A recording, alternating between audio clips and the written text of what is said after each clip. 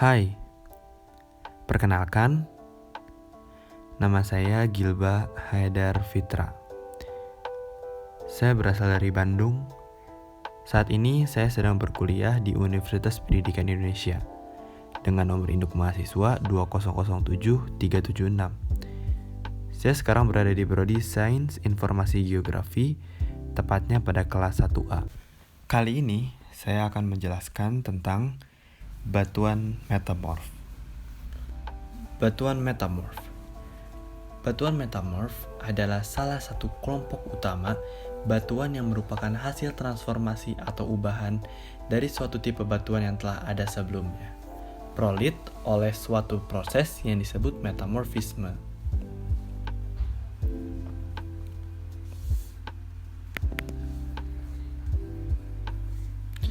Batuan metamorf membentuk bagian yang cukup besar dari kerak bumi dan diklasifikasikan berdasarkan tekstur, selain juga oleh susunan mineral dan susunan kimianya. Berikut adalah siklus batuan di muka bumi. Di bumi, batuan mengalami siklus tertutup, tidak akan berkurang dan tidak akan bertambah, atau artinya merupakan satu proses. Proses ini diawali dari magma atau panas pijar.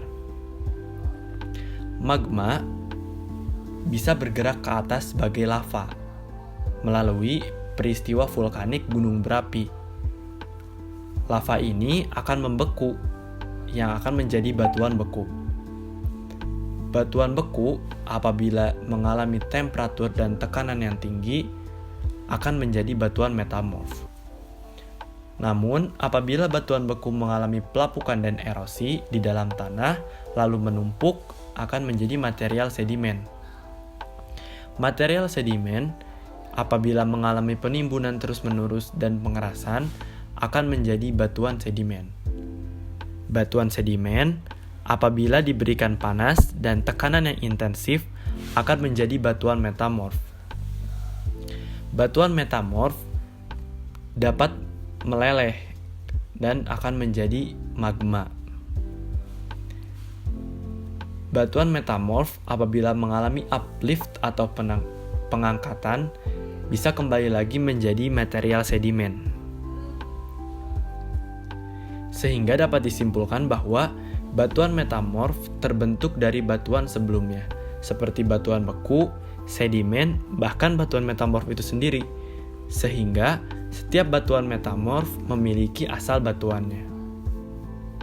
Selanjutnya kita akan membahas tentang metamorfisme.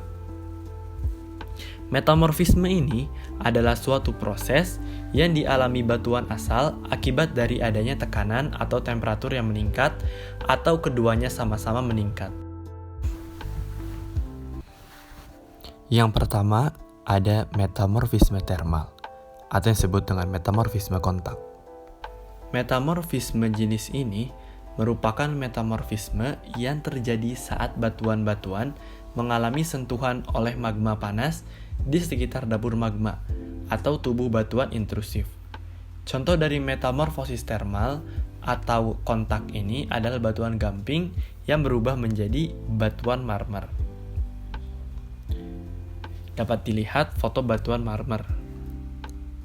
Ini adalah batuan non-foliated metamorf yang dihasilkan dari metamorfosis batu kapur atau dolostone.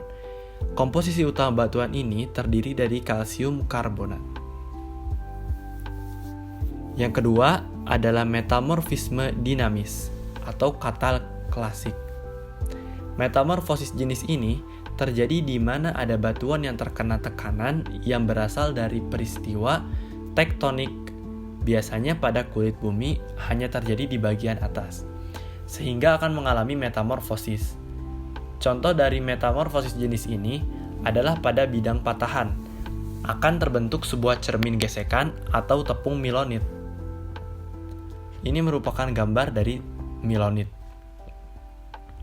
Milonit ini adalah batuan metamorf yang terbentuk karena dipengaruhi oleh tekanan yang dominan dibandingkan dengan suhunya. Milonit ini termasuk dalam derajat metamorfisme tinggi. Yang ketiga adalah metamorfisme regional. Pada metamorfosis jenis ini, proses yang berperan adalah kenaikan tekanan dan suhu, di mana dua efek ini memegang peranan penting. Proses ini terjadi secara regional, berhubungan dengan lingkungan tektonis. Metamorfosa jenis ini biasanya akan menghasilkan batuan metamorf yang tingkat foliasi yang sangat kuat, seperti slate, schist, dan gneiss. Contoh dari metamorfisme regional adalah batuan gneiss. Ini merupakan foto dari batuan gneiss. Gneiss ini adalah batuan metamorf yang terbentuk karena dipengaruhi oleh tekanan dan suhu yang dominan.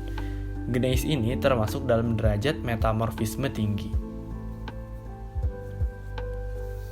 Selanjutnya adalah faktor-faktor yang mempengaruhi metamorfisme. Yang pertama adalah suhu. Apabila batuan dipanaskan dalam suhu tertentu, akan terbentuk mineral-mineral baru yang akan menghasilkan batuan metamorf. Dengan demikian, suhu semakin tinggi dapat terjadi pada batuan yang berada di dalam bumi. Suhu dapat meningkat karena adanya intrusi batuan. Yang kedua adalah tekanan. Tekanan dalam proses metamorfisme bersifat sebagai stres yang mempunyai besaran serta arah. Tekstur batuan metamorf memperlihatkan bahwa batuan ini terbentuk dari bawah diferensial, di bawah diferensial stres, atau tekanannya tidak sama besar dari segala arah.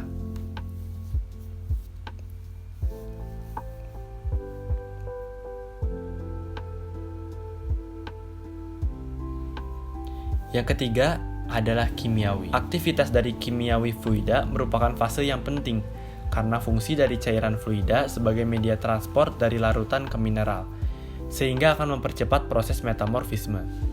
Jika jumlah larutan sedikit atau tidak ada, maka proses metamorfismenya akan berlangsung lambat, karena perpindahannya yang melalui difusi mineral yang padat. Yang keempat adalah waktu.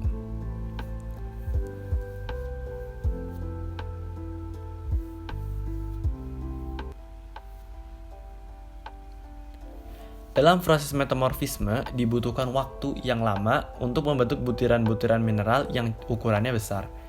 Dapat disimpulkan bahwa batuan berbutir kasar merupakan hasil dari metamorfisme dalam waktu yang sangat lama, serta suhu dan tekanan yang tinggi.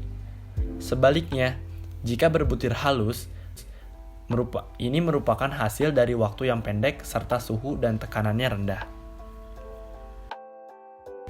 Sekian dari saya, terima kasih telah menyaksikan. Wassalamualaikum warahmatullahi wabarakatuh.